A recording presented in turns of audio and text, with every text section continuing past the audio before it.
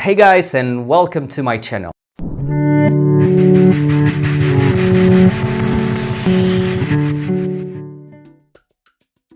Today I'm with my wife Dilfuza. Hi guys. And together we're going to look at some of the very common mistakes that students make when answering IELTS Speaking Part 1 questions. Well, there are 5 common mistakes that students make. Number 1, they give answers that are too short. Number 2, they give answers that are too long. Number 3, they don't paraphrase. Another mistake is students think that they answer the questions. In fact, they don't, so they give irrelevant answers. And finally, students sometimes, I should say often, memorize their answers. Okay, so these are all very common mistakes that we're going to look at with my wife today, one by one, and we'll try to give you examples of, good and bad answers. Okay. Are you ready to begin? Let's dive in.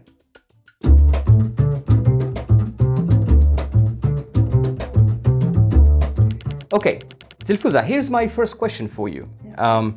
Do you have many friends? No, I don't have many friends.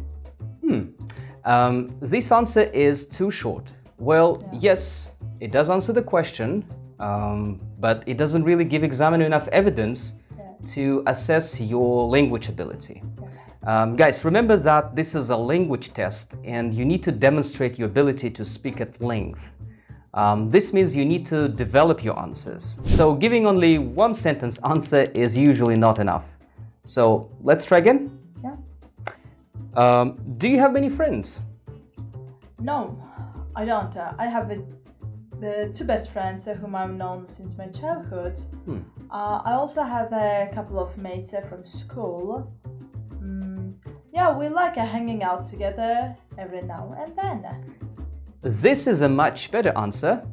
It's fully developed and it gives the examiner enough material to make sense of her quality of language, right?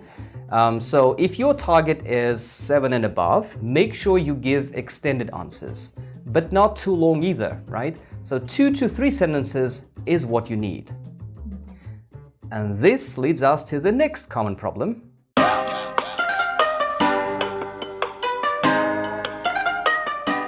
So, Dilfuza, here is my second question.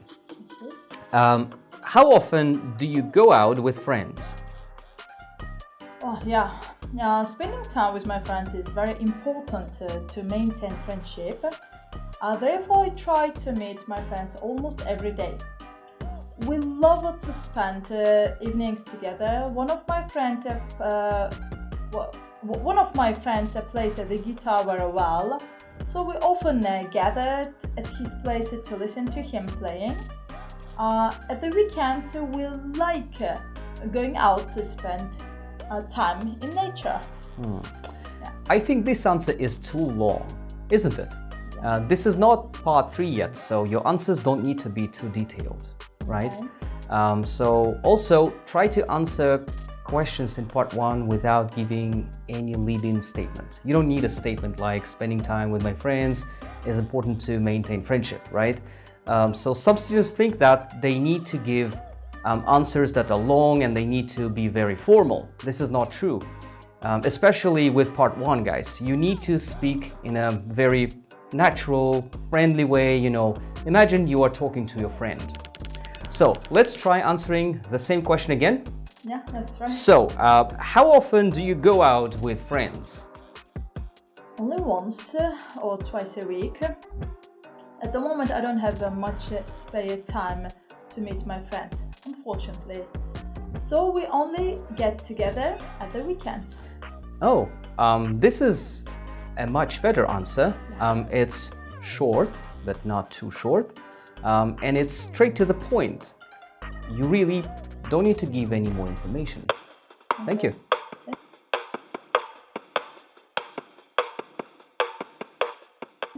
Another common mistake is that students do not paraphrase. In other words, they use the same words as the examiner. Do you get on well with your colleagues? Yes, I do get on well with my colleagues. I love my colleagues. Okay. Has your Has your hometown changed much since you were a child? Yes, my hometown has changed a lot since I was a child. The problem with these two answers is that she's repeated the same words that I used in my questions. Again, this is a language test, right? And part of your score, 25%, in fact, depends on your ability to vary your vocabulary. So in other words, you need to demonstrate your ability to paraphrase. So let's see how the candidate could have answered this question differently. So I'll ask the same two questions again. Question one, do you get on well with your colleagues? Yes, I have. I have very friendly relationship with my colleagues, with my co-workers, you can say. In fact, I've never had a conflict with any of my office mates. Okay, and second question, has your hometown changed much since you were a child? Oh yeah, a lot of major changes have taken places in my hometown over the past 20 years.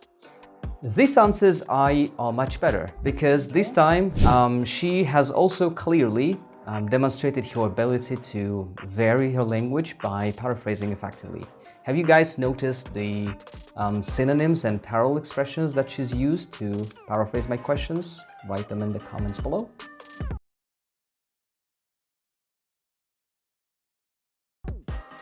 Another major mistake that many candidates make is they don't really answer the question. They think they do, but in fact they don't.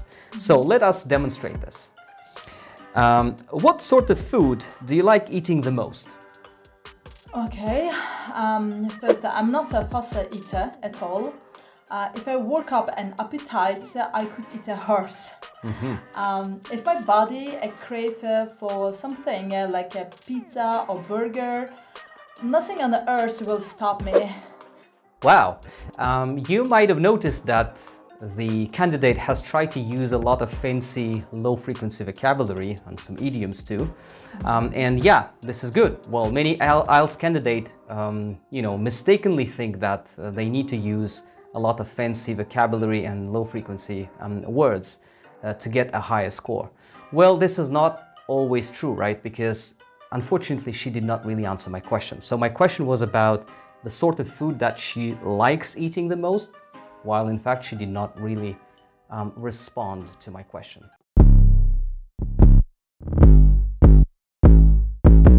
This brings me to the last and perhaps the most common mistake that many students make, especially at lower levels. So what they do is they memorize their answers because they think, part one questions are quite predictable and why not to memorize, right? So they hope that the examiner won't feel it. But let me tell you this, the reality is the examiner is an experienced and trained person, so they could easily tell if the answer is memorized or not.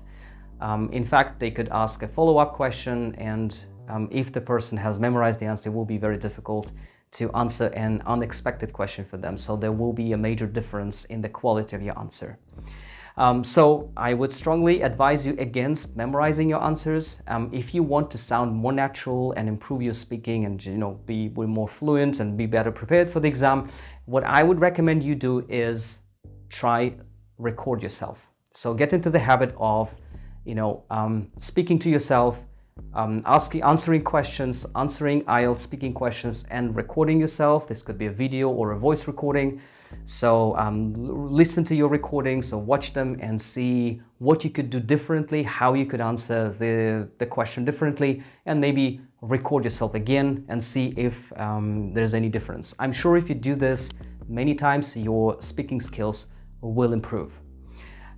This is all, guys. This brings me to the end of this video. Before I wrap up, I just wanted to thank you for staying up till the end. I hope this has been helpful and you never make any of these mistakes in your actual speaking test. I hope this gives you valuable heads up, valuable information.